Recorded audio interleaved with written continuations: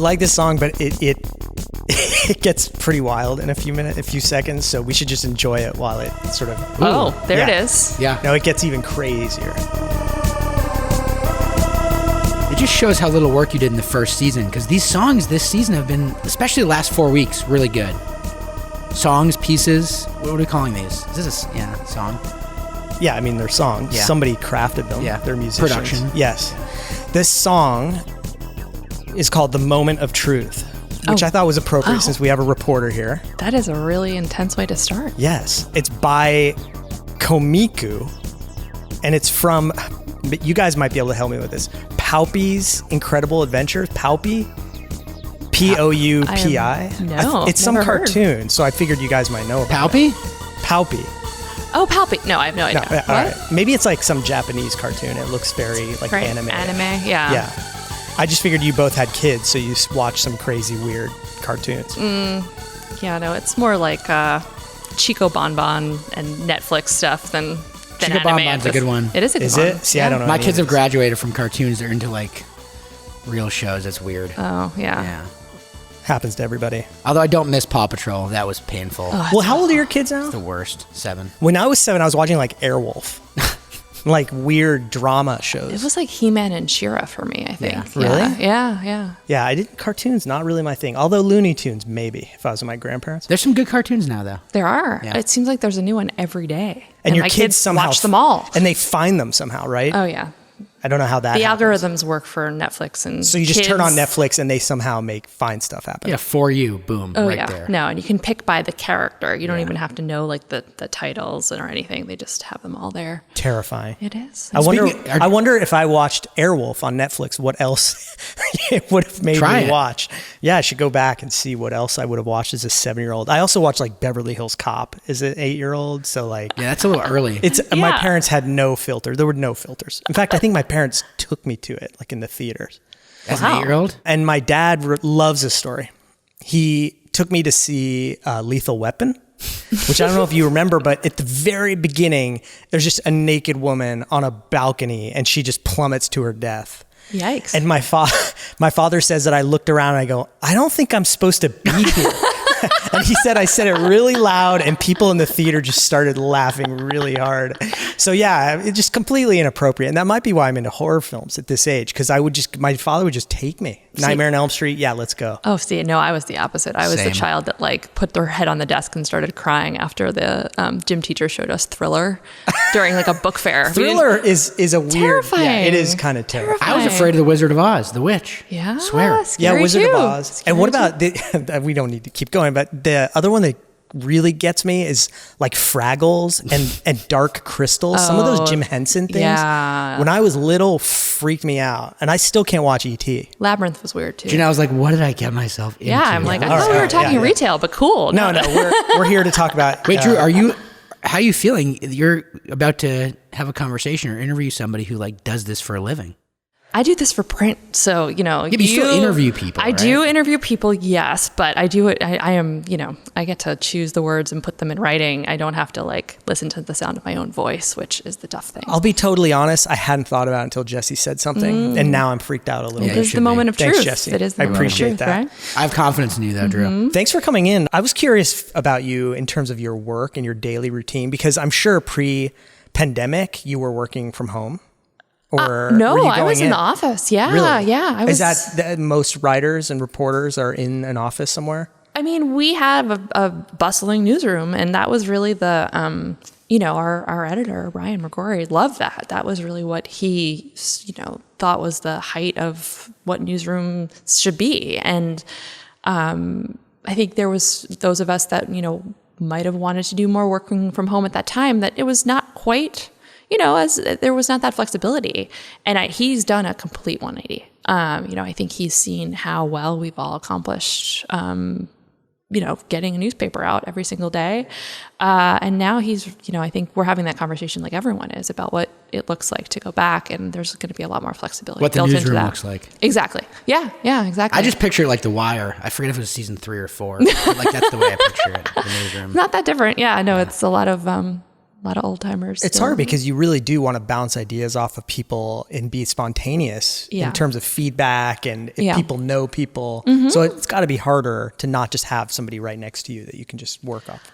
Yeah, I mean, it's a creative process. So you definitely feed off of people. We workshop headlines and we workshop, I write leads for my colleagues and they write my leads and we go, what do you think of this kicker? Or like, I'm stuck on this, and you can still do that over Slack, over the phone. It's just not as much fun. What's sometimes. a kicker? I love the terms. Yeah, I was just about to say. Oh, the kicker is the end of your story. So the lead is what leads you in. That's what gets the person, interested in your story. The nut graph.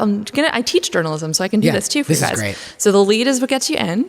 So you really have to kind of work on your lead because it's like the entry point in. And then the nut graph is that paragraph right at the top that tells you like what the whole gist of the story is. So you should be able to circle the nut graph. This is an exercise I do with my students, right? Find the nut graph. Because Are you saying nut graph? Nut graph, yes.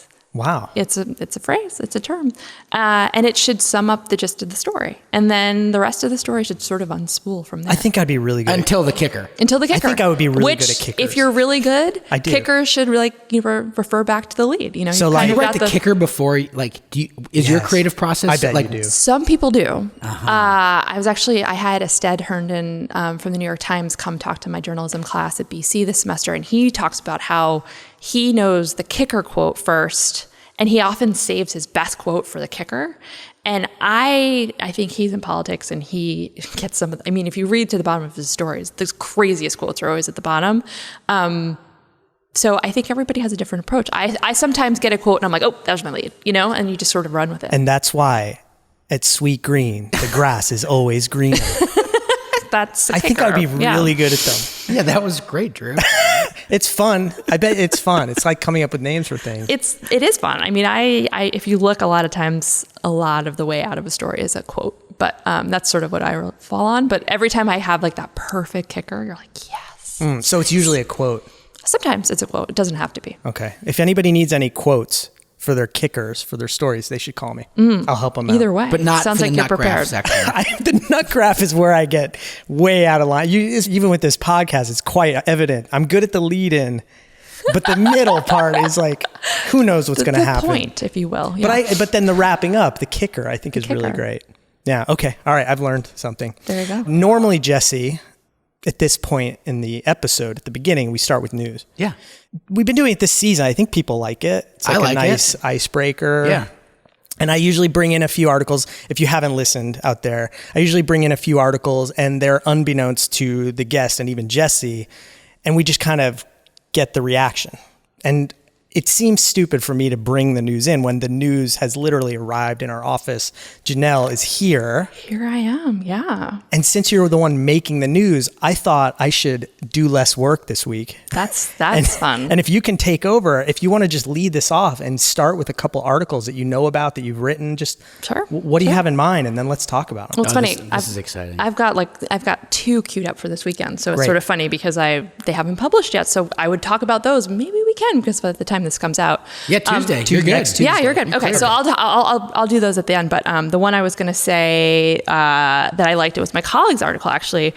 This Boston tech company ditched its office during COVID-19. Now its employees work from restaurants. I don't know if you saw this one. So who wrote that? This is my colleague Anissa, who's the woman I'm working with on the story today, in fact. But it's a company called Modus. And Modus ditched its office, got rid of its downtown location, and is currently working out of a restaurant. Oh, so they're all at the same restaurant? They are popping up at Guy Fieri's Cantina, I believe. That's the one in North Station. Yes, exactly. And so they're sort of taking, Guy Fieri's Tequila Cocina. They can have those on trash Causeway can nachos. Street. Yes.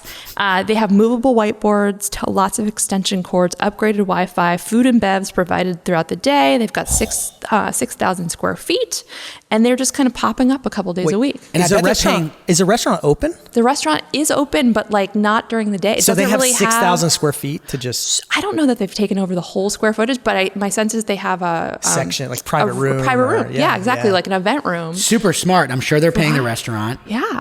And they probably paying them for the food and the beverage. So you have a steady stream of orders all day. You know, it's funny. We should have seen that article, or somebody should have shared it on Slack from the Graffito team. The fact that it's new to me is a little bit upsetting. That is very cool. Isn't it cool though? I know. I feel like there was some blame. I know. That you were blaming me for not bringing it to the table. I was staring directly at you. That is a good one. How many employees?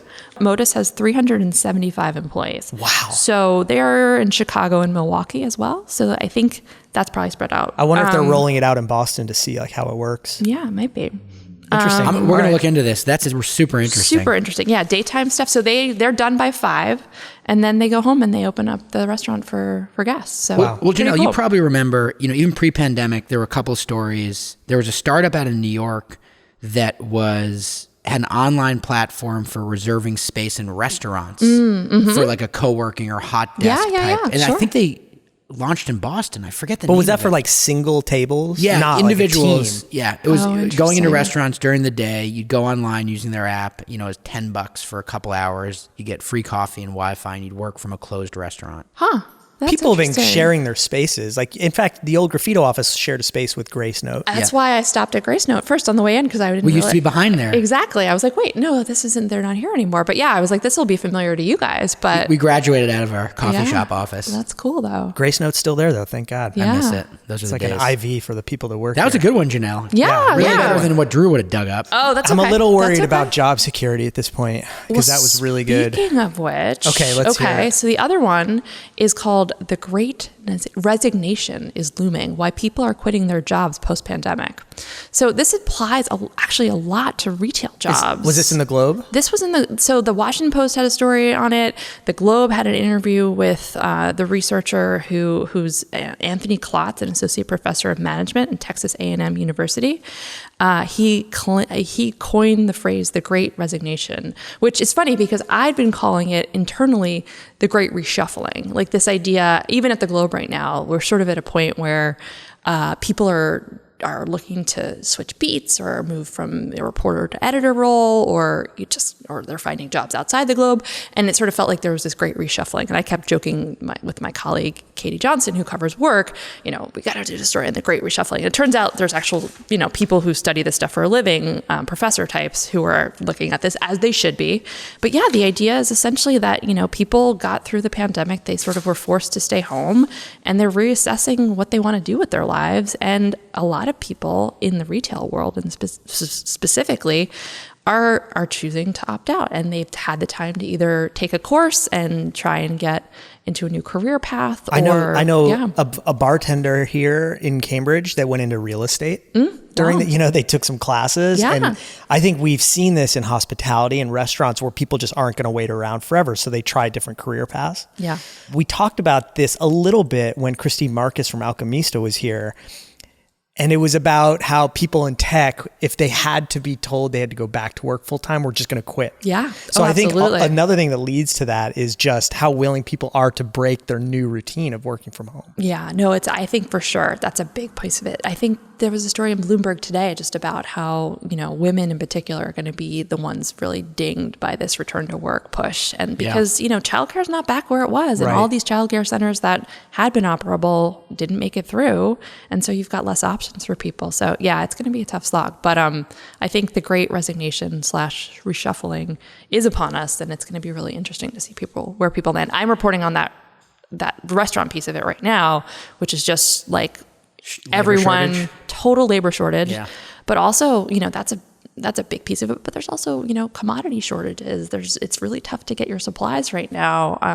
They've got bigger patios than they ever had in some cases, right? So in so many ways, they've got more space, more seats, but fewer bodies to actually get the food to there. So they're now thinking of QR codes and how they're going to, those were sort of really handy to use when people were worried about touching things. Now it just helps you from Now it having just to have a helps. server in front of Yeah, you to Will order. Gilson is like, I've got like 120 patio seats between two restaurants. I have to get people food. Like we're going to keep the QR codes because over 2 floors too. Yeah. At Lexington. Nobody Exactly. thought that when we were at 100% capacity legally that we wouldn't be able to fulfill 100% based on the fact that we don't have enough staff to do it. It's true. And then, you kind of have to figure out too, like what people's expectations are, right? Like you've got really frustrated, people are so excited to be back, but also like if they don't have this perfect service that they were waiting, Yes. 15 months for, are they going to be really bummed and frustrated? So And it's they're tough. having to pay top dollar for everybody that works there, which Yeah. makes it harder and for restaurants. food costs are higher, right? So you Yeah, kind of, line cooks are making, I think, an average of $4 more per hour now than they were pre-pandemic. that's amazing. a I've been big hearing number. that from folks. Yeah. And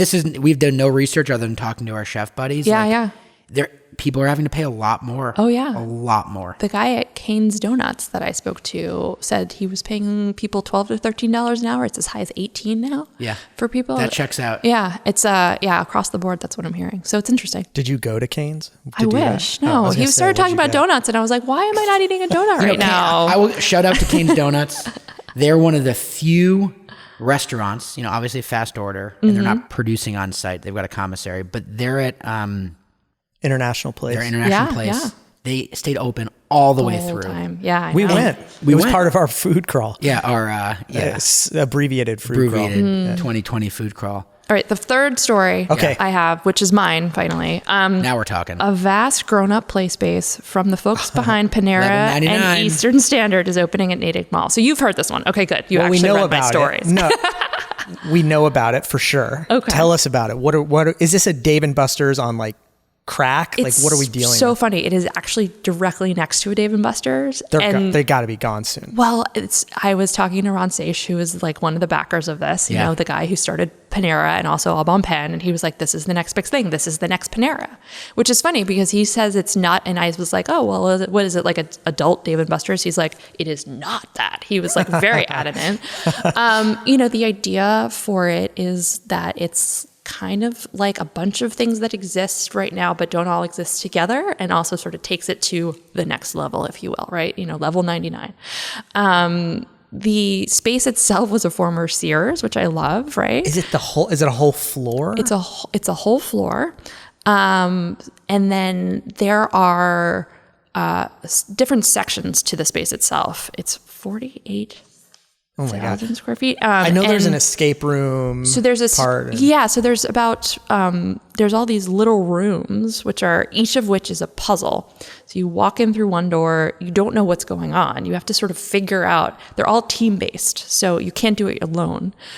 You go in with your team. That can be up to I think 6 people, and you have to figure out what the room is first and foremost. And there's some screens to help guide you. But is it a bunch? Do I have to press a bunch of buttons in order? Do I have to cross a plank on a pirate ship? Do I have to crawl over invisible lasers in This a is museum? just one element of it. This isn't like when you enter the space. Well, it's task based. Each room is a different challenge. Yeah. So this isn't like an arcade. It's like a being inside a video game is the best thing I can compare it to.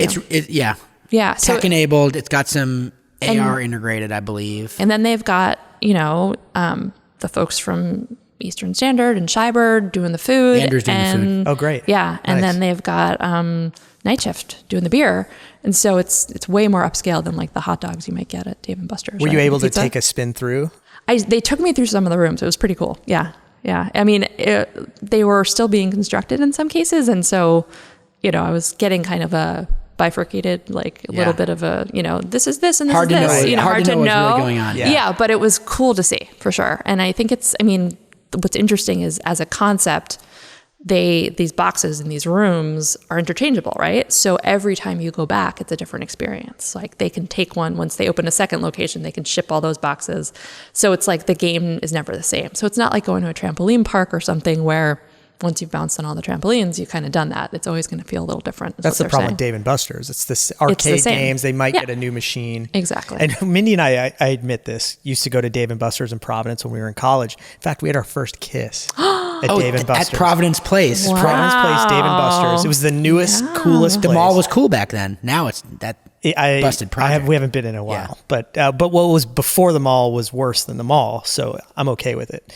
When we first got there was a pit. There's nothing there at all. Wow. So anyway, we used to go and like hang out, and obviously very romantic, romantic environment. We'd shoot aliens, and then we had our first kiss. But Cute. the machines, it's always like Time Machine 1, Time Machine 2. It's the same game, but like it's just a new version of it. Mortal Kombat 12. Yes, it's like, okay, I get it. Like I get it. Well, and I mean, what's interesting and sort of the big idea here is that, you know, this is kind of a moment. This is kind of a made for moment experience, right? Like people have been on their couches for a while, right? You want this sort of you want to get up and out of your seat, but also corporate team building events are like, you know, everyone's trying to figure out how to get their teams back, and that's what they're saying they want to be doing all day long at the mall, and then have these, you know, kind of birthday party, you know, bachelor party things happening at night. So it'll be really interesting to see if it takes off. I have a couple of comments. One, I will say we first heard about this really early because the Graffito team does a lot of work with Act 3, which is Ron's current venture. And Keith, so you know all about it. We know all about it. And that team has been great to work with on a bunch of different projects, Tate and Life Alive, et cetera. And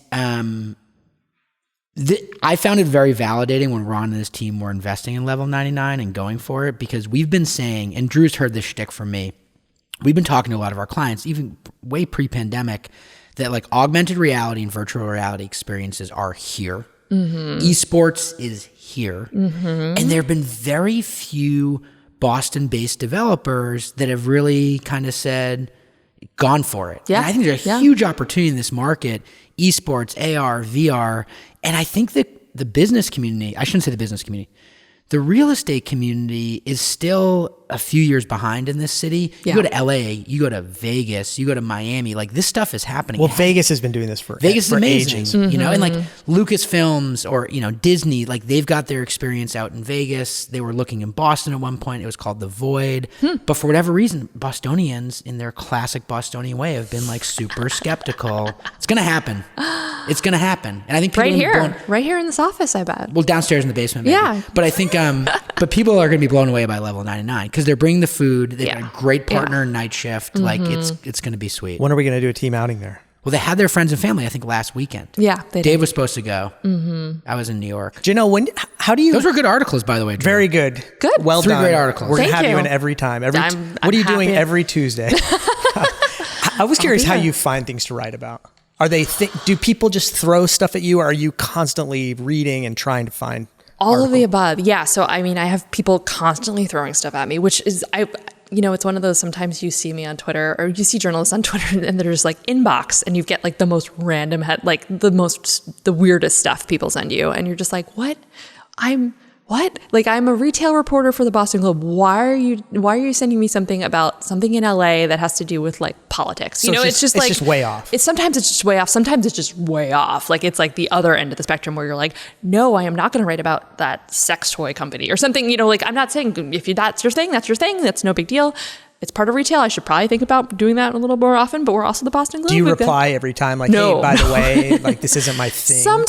Sometimes I do, you know, sometimes I don't. I wish I was better at replying, but if I took the time to reply to every single pitch can't. I got, Impossible. I would never work. And these come in through social media, through email, like you name it. Email primarily. Yeah. Yeah. People try and pitch me on like Twitter and I'm just like, shut it down. Like, or LinkedIn, I'm just like, we don't do this here. Email's best. And yeah, sometimes I get cold calls, which is weird now because everyone I talk to is on my cell phone and my cell phone's out there. So now I sometimes just get kind of like cold pitches from folks and I'm like, but, you know. I also wonder, do you get like some of the usual suspect Boston PR firms like hitting you up all the time? Yeah, I mean, I definitely, you know, there's also the savvy people who know what I do and, you know, we've worked together and they're like, hey, we've got something coming, you know, we think it'd be really good. We want to give you the exclusive, you know, like that's part of the business too, which is fine and great, you know. And then there's just like the other stuff, which is a lot of, you know, being really curious and having a sense of like, oh, wait, that's happening there and that's happening over here. And, you know, sort of the rule of thumb in journalism. I just hit the mic. Hopefully I didn't. That's okay. The rule of thumb Drew in journalism. cringed, but let's keep going. Yeah, sorry. I was gesticulating. I had a reflex, like my funny bone just got hit. I know. I'm sorry. The rule of thumb is 3 is a trend, right? And so the idea is if you sort of triangulate, if you will, around, oh, that's happening here and that's happening here and something's going over there, you can kind of build a story around that. It's almost like a tripod, right? Where you can, okay, there's something there that is not just a one-off, but actually feels like maybe something larger. And so I always say to people when I'm telling them how I operate, like, if I'm going to do a story about company A, like that might just be interesting. Maybe that story is just a really innovative company. They're doing something cool. Like that's a good story. That's also probably a business section story, right? That's going to be one that's going to maybe run the front of this business section. Maybe there's a bigger scope to it. Maybe it's got a national piece. It sounds like a feature or something more. It's a feature, yeah. But if I can get something that triangulates around bigger picture ideas, right, where there's multiple things happening in a story, that's going to get me from the business section to page 1. And that's what I'm always shooting for. Like that's at the point now where I'm like, it's like the Fields Corner piece you did recently. I feel like that touched so much of what's happening in the city. Yes. And that's actually part of a series that I've been writing with my colleague, Tim Logan, who covers real estate and development, who you know well. He and I actually, we'd had this sort of running joke where, he was writing about the buildings as they were going up, and then I was writing about them once they started to fill in on the ground floor. And we would make these passes at different neighborhoods and say, oh, this building's going up and this is going in, but we would never sort of do these deep dives. So we pitched a project that we've now done successfully numerous times, which has been great. It's called On the Street. It's so good. You did Revere and Quincy. We did Revere, Quincy. We did Brockton. Yes. We just did Lynn. And Fields Corner is the most recent one, I Fields think. Corner we just had Lynn pop like a week ago. So yeah. How do you co-write something with somebody? Google Docs. But I mean, are you literally... you're actually writing like... Yeah. No, we're finishing each other's sentences in Google Docs. Yeah. You're like Ben Affleck and Matt Damon. I mean, for Good Will Hunting. Yeah. I mean, I'm obviously Matt Damon. Yeah, I was going to ask which one. Okay. Yeah, no. Okay. But so Tim might disagree. I always wondered if it was like Tim. I write it and then you edit it, but it's literally like you guys are just kind of fueling the same fire. Yeah, I mean, it's a lot of what's great when you have collaborators like that, and what's really funny now is Tim has actually moved into editing. He's now editing me, which is funny. This just happened, so he already knows how I write and how I operate, so it's great. But yeah, we together do a lot of reporting. Sometimes we're on the calls together. Sometimes we go off and do our own stuff. We bring it back. We hash through what we got, and then we sort of outline it, map it out. That seems rare. I don't think a lot of writers can do that with somebody else, where it's just literally intertwined. Yeah, I mean, I think one of the interesting things to come out of the pandemic actually is that because we were forced to be apart, we were actually also forced to write together in ways that we had never done before. And so instead of like swapping drafts, you're actually writing together? Yeah.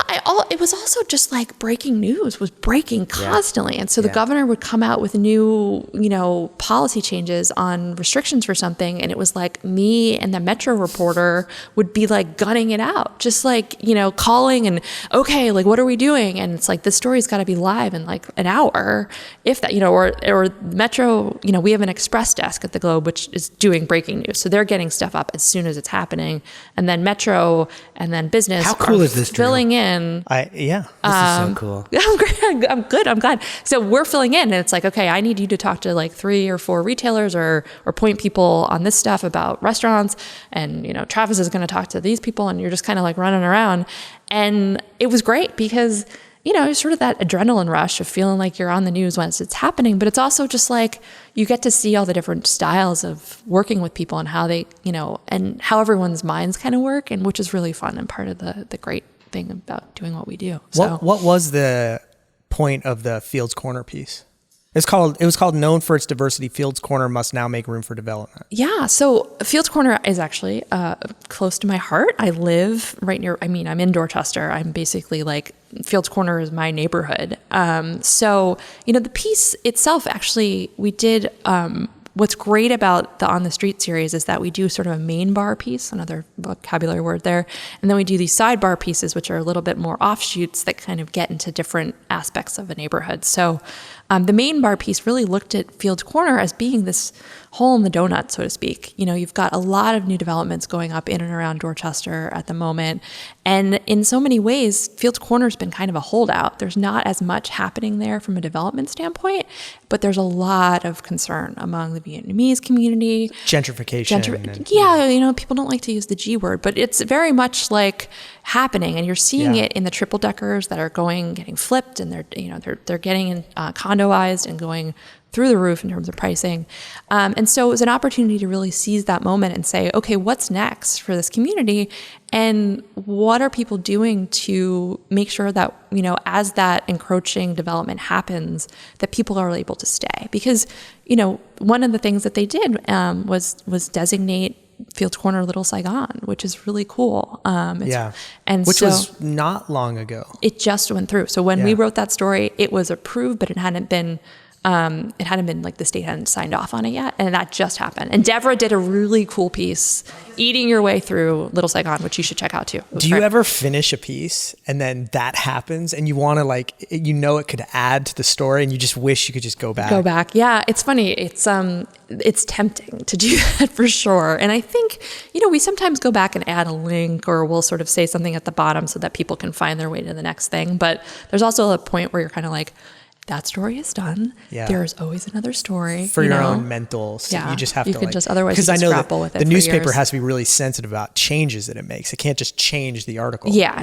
No. Yeah. But I would think that would be really frustrating because things change so, especially in the last year, so often and so much. You'd think you'd write something and a week later it could be gone. An hour later. That's why we do this podcast so quickly. We have you in, the next week it's up, because I'm always afraid we're going to talk about something and it's going to be like old news. And that happened to us during the pandemic when we were doing this. Totally. We talked about like liquor licensing and then all of a sudden it was legal. And we have to put I don't know. It was interesting. So I was curious for you. It's tough. I mean, I came from magazines where like you had this insane lead time, and you were just always trying to like make sure you weren't, like getting something before everything changed. So being in the news side of things on the daily newspaper for me is like, oh, it's done. It's over and on to the next, it's always on to the next. You work for Boston Magazine.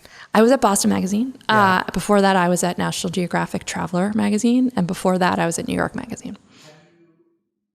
In terms of being in magazines, you just made one sort of difference. What are some other differences when it comes to writing? Do you have different rules about length? I mean, all this just must factor into how you approach a piece. Yeah. I mean, for one, there is a lot more space in magazines. I got really used to having, like a 2,000 word story was just kind of my go-to, Is that preference for you to have a longer piece? I mean, do you miss that if aspect? you talk to my editors, you will know that is absolutely the preference. But no, it's one of those things that, when I started at the Globe, like my leads were like 700 words and they're like, you only have 1,000 words. And I was like, oh, okay. Like it's just a different approach. You need that nut. You can't have the nut graph. You can't have the nut graph in like paragraph starting at 12. 700 words. Yeah. So I mean, there are different types. There's certain stories lend themselves to magazine writing, and what's great is that the Globe has a magazine, and I write for it as well, which is nice. How do you determine where it goes, whether it's the paper or the magazine? Do you guys, as you're pitching something, is your editor like, well, that's better for magazine?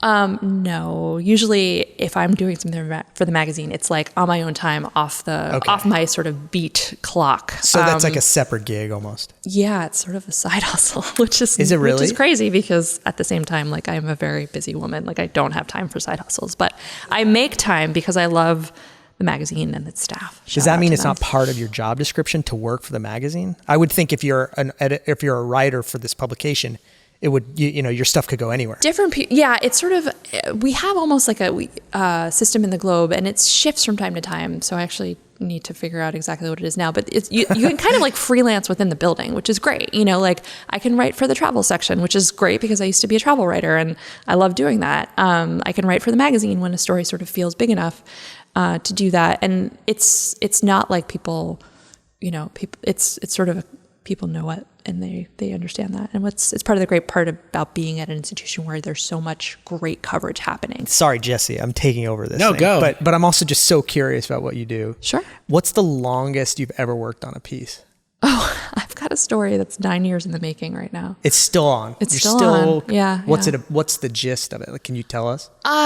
It's a woman who has dealt with some trauma as a child and her process of working through it. So, I mean, by nature, you're just following along to see how it progresses. Yeah. So that's why it just hasn't been done. Yeah. She and I have been together working on this project now for 9 years. in that course of time, we've been apart for a while. We've come back together for a while. She went and got a PhD. I had 2 kids. You know, like we've in so many ways gone through a lot in our lives, but she's also coming through her own sort of coming to terms with a lot of things, and also trying to get a lot of answers about what happened to her. So it's watching that happen, and that is as much the story as what actually happened to her. So is it a newspaper article? Is it a magazine piece? Is it just you just are intense and you're working on it? It's so big and it's so hard. I've gotten the Globe has signed off on it being a project. I think we're sort of trying to figure out the best way to tell the story. Yeah. So I think we're thinking, is it a podcast as well? Is it a magazine thing? Is it a newspaper thing? So there's a lot there. We have a ton of really cool audio. It reminds me of a documentary. When somebody goes like and they're going to follow somebody, that it's not going to be finished until the story's finished. Yeah. And you don't know when that's going to be. And we don't know when that's going to be. But we're getting close. Like we feel a lot closer. That's pretty powerful, actually. Yeah. It's I saw her over the weekend and she's like, it's time. Which is great, you know? So, yeah. Speaking of documentaries, I saw that little piece you did with Tracy Chang. Yeah. It was a video. Yes. Do you enjoy that format, that medium? It's fun, yeah. So that's a different project that's called Bold Types. Ongoing. It's been ongoing. Yeah. We've had the first 2 seasons were really centered around C-suite types in the city. So we sat down with John Fish. I sat down with... a whole host of folks. And, from nonprofit sectors, from healthcare sectors, I met with Joanne Chang from Flower, who's one of my favorite people, talking about leadership, talking about running big, large scale businesses in the city, also just talking about the future of Boston and what the city needs and what we need to be, I mean, these were conceived as essentially, CEOs in cars getting coffee, like really kind of off the cuff interviews that felt like, just really timely and fun and not so hard pressed, but like, just getting to know some of the big names and faces around the city. That's what we're trying to do. Yeah. Maybe we should change our name. Yeah. CEOs. So I learned very quickly that car interviews are terrible. Our video team were like, no, this is not going to work. And I didn't really want to do it in cars anyway. But so we did those and they were really great. And we did a lot of big names. And then for this season, we decided we can't focus on the big names. We really need to focus on small business owners. And so we want to really highlight folks who are doing great work for the community here in Boston, who really sort of had to be creative and pivot to get through the pandemic. And Tracy was like immediately, she's a superstar. Mind. Yeah, so she's such a superstar. And now I'm like, oh gosh, who else are we going to do? Because she was so great. Meanwhile, she just had her second child. I know. It's like amazing. I hope I'm not speaking out of turn, but I ran into her. I was getting my vaccine shot at CVS. Nice. And a woman comes in and there's this woman interpreting for her, trying to tell the CVS person who she is. And I could see that. And I didn't connect who it was. And then they get escorted together to the guy giving the shot. And then I realized that the person helping this other woman is Tracy. Wow. And I make eye contact with her and I think we connected on who we were. And then she, pulled the mask down and we sort of made a connection. And we're sitting there talking at CVS and it turns out she was just escorting her employee to get her shot. She was helping her get there. She helped her get the appointment and she translated for her. That's amazing. And I was like, you're kind of amazing. Like, this is really incredible. And I don't know if at that point I was already kind of sold on her, but I was like, this is special. Yeah. Anyway, that was my experience. She's pretty remarkable. Yeah. And those are short, right? They're like 2.5 minutes, or is there a long version? I feel like I saw a short one. There are like preview ones that they put up, but then the interviews themselves end up being, I think this one ran about 12 minutes. Okay. So I must have seen like a trailer. Yeah. But Tracy was fascinating. I mean, she talked about how she grew up, in Massachusetts and her grandparents had a restaurant and they were victims of, Asian violence back in the day. They were robbed. And I mean, it was just... Over by Fresh Pond, I think. She was our first guest, I think. She was in the first... She was... Our first episode was a format where we had 3 different interviews. I would do 3 of these and combine it into one like hour-long thing. I was out of my mind. So it's a small town. It's all we're all talking to each other. I am sure here. You guys have millions of people in common that and there's a lot of overlap with what you're writing about in Our World at Graffito. It was funny because I literally looked at the lineup that you guys had for the season and I was like, oh yeah, all those people. I know I've been talking to all of them. Yeah, you probably interviewed them. Alchemista, I had Christine a story on that. I remember that. Yeah, that was a great story. story. Yeah, Really I used to work with interesting. her. My last place of work, I got to know her, and we Yeah. just kept in touch. And I try and help her whenever I can. That's cool. Right, you wrote the piece that came out. I think it was right around the time we had the podcast. I with a actually picture read it. from. Oh, That- nice. I brought it in as a news piece. Yeah, I think that was part of That's it. right. That's It had the funny. picture from the project over on Western Ave. Yes. And how the one client that she held on to was Moderna. I love that. Yeah, it's right? amazing.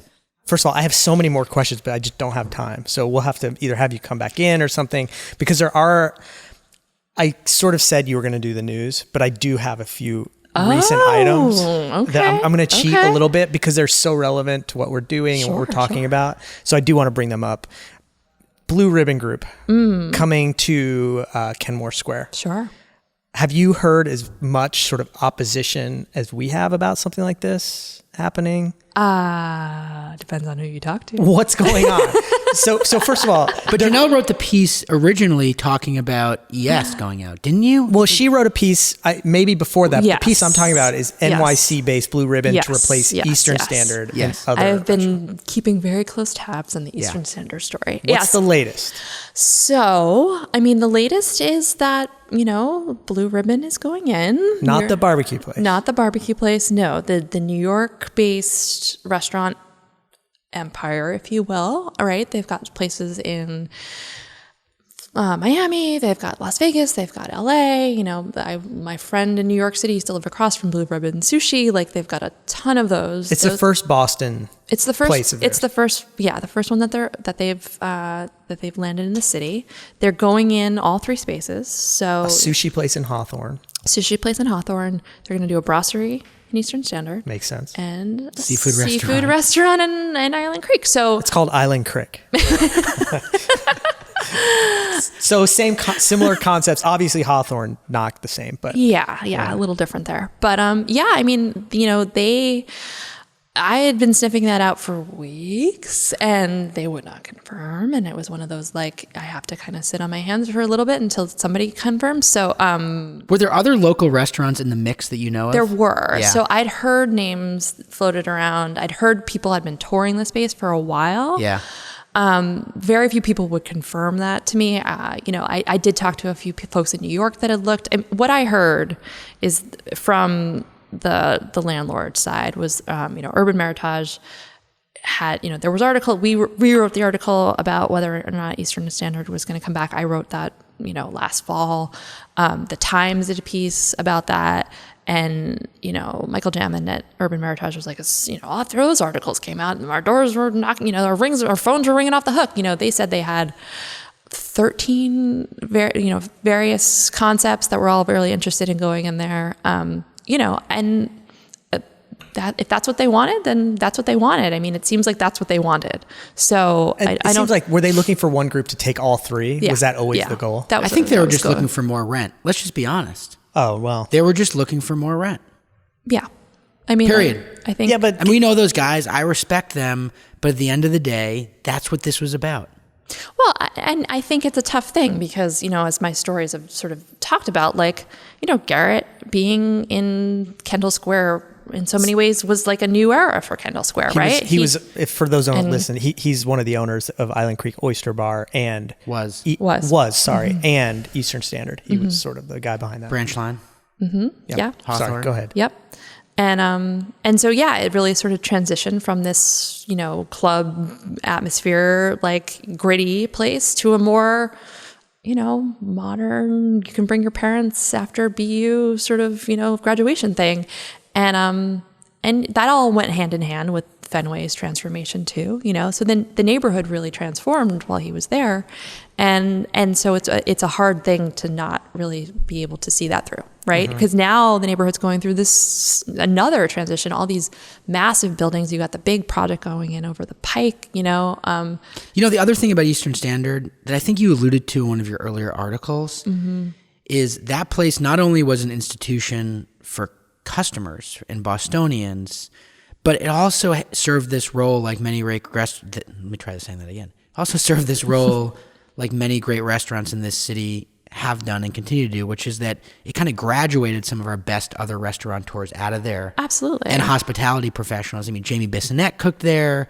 Andrew Holden was GM for years there. Yep. I mean, so it was an important place for the Boston restaurant ecosystem. They were known for their trainings and the type of like the level at which they hit at for hospitality. Really, sort of you look at the diaspora of like Harkertown, and it's everywhere. And that pipeline being gone is a way bigger deal than just the restaurant not being there. It's true. That's true. That's true. Way bigger deal. And it also was like an industry place. I mean, that's where everyone went, especially after late hours. night. Exactly. Yeah, after their shift, you know? they would go drink. I think that's a lot of it too for folks. So I mean, I have little doubt that Garrett will find a place. Every developer I spoke to for these Kendall Square stories said, what if we slotted Garrett in here? Yeah, of course.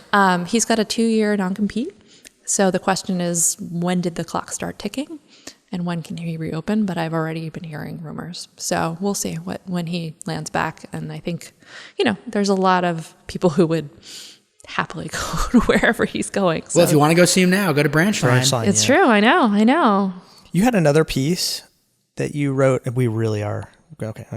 We're good at time. I'm okay. Yeah, but there. I just had a question about this one. There will be extraordinary spending. This was, I think, back in. I can't remember when you wrote this piece. I should have written it down. May. It was recent. Yeah. Retailers anticipate a post-pandemic consumption boom. Is this coming to fruition? Absolutely. Okay. Oh my God. Yeah. No, it's crazy. That was a trick question because I know it is. Okay, good. Just trying to buy something and have it arrive within a week. No, I know it's crazy. Well, it's on every front in the industry right now. There's just this like capacity problem, where there is just pent up demand and people are so jazzed about having the opportunity to be back in some semblance of normalcy that they would just want to spend, and they were spending like crazy. And so, I spoke to LL Bean for that piece, and they were like, we just can't keep kayaks in. Like, it is impossible to have an Adirondack chair in stock right now. And that meant completely overhauling their supply chain and sourcing things differently. And then you've got all the shipping woes that are playing out all over, globally. And everybody is just like, biting their fingernails trying to figure out if they're actually going to be able to get the customer what they want. And that's huge, On the surface, it seems good for retail, but it seems like there's so many negative implications. Yeah. I mean, I think, it's frustrating as a consumer if you know the thing you want and you can't get it, or if you order it and then you get told, oh, wait, it's actually going to come 6 weeks after we told you. And you're like, well, I can't use a kayak in, December, so I think that's where you kind of have customer to be service really must be crazy. thinking about customer service. Yeah, exactly. Well, I think even beyond customer service, we've talked to so many retailers. The core anxiety, and this is big and small, is that there's a demand at this very moment for all these Adirondack chairs, and to satisfy the demand, you've got to shift vendors and suppliers. You've got to move mountains to do that. And the question is, just given how fast everything is moving, are you going to front that money for those Adirondack chairs that you're going to get in October? And is the demand going to be there? Stuck with them in a warehouse. And that's a scary thing for retailers. Totally. Because the outlay of capital and resources to do that, knowing how fast consumer preferences are changing, that's scary. Everybody I know has some crazy story about trying to order something and it not working out. It's just been a well, real and it's tough too, because the big shift in this last year, right? I can find the numbers, but it's there was a small percentage of people that did grocery online, right? And that was always predicted, okay, it's going to grow. Boom, overnight, overnight. And you've got entire segments of the population demographically that had never even thought of this, right? Now you've got boomers who are doing Instacart and they're like, we love this. And they're never going back. Right? And so it's, the entire model in which we bought things over this period, which was far longer than you need to even develop a habit, right, is going to totally be different going forward, And I think what we've found is that people value their time, and that the moves we made to save ourselves from exposure were also really we're also time savers, right? We don't have to go into Target. We can do BOPUS, right? Buy online, pick up in store. Oh, BOPUS, one of my favorites, right? But BOPUS is going to stick around now in a big way. And so, but that's putting a lot more demand on workers, right? And so we're seeing that real shift in terms of the labor. And so you're seeing big box stores now think about their spaces, not just as places where people go to shop, but places where we're going to ship out of the store, where we're going to pack boxes, where we're going to do all this stuff. So their layouts are all shifting. Little micro fulfillment everywhere. Exactly. Yeah. And that's where they can compete with Amazon, which is funny because that's the one word we haven't said on this call, or on this, see, I always say call because I'm always doing interviews, but that's the one word we really haven't talked about. But yeah, Amazon's numbers are through the roof. And, it's a big question. Like, people got so used to getting everything on demand that like now we're in this place again where you're doing that customer service face to face. And how do you ensure that people don't get pissed and frustrated in the process? That's the kicker. That's to it? end this episode. Wow. All right. Okay. Thank you so much. You're welcome. Where are you going after this? I'm going to go home and Hang out with Dad. eat lunch. I need to grab lunch, and then I'm going to hang out with Dad, file 2 stories for the weekend, and take tomorrow off. Ooh, great. That's nice. That's the kicker. That's her kicker. That is my the kicker kicker, right there. yeah. I'm not working tomorrow either. I'm with the kiddos tomorrow. Nice. Yeah, Nice. I gotta pop onto a few calls. I'll put them in front of something. Thank you so much for coming in. This has been was huge. very Thank great, you. very special. We're going to have you back. Cool. There's just too much going on, and you have Yeah, we such should do this more finger on the often. pulse. Is that the expression? As they say. Quarterly guest Yeah. Orderly guest. I think so. update. What's going on in the Will you come golden back? age Did we- of consumerism? Is this okay? I would love it. Okay, Thank great. you. We'll have you back. Thank you so much for coming in, and we're looking forward to reading all your great articles Thank you. in the near future. Subscribe. All right. Bye. There's- That's the Bye. kicker. Yeah. Subscribe.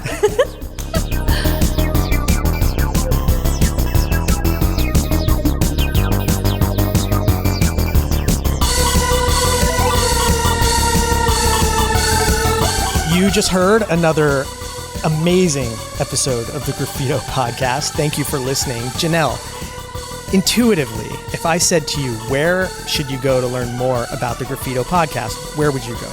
To your favorite podcast app. To your favorite podcast app. That's really good. Yeah. What if you wanted to know more about the podcast and the people behind it? Probably to your website. To our website. Yes. Jesse, where would you go Yes. once you're on the website?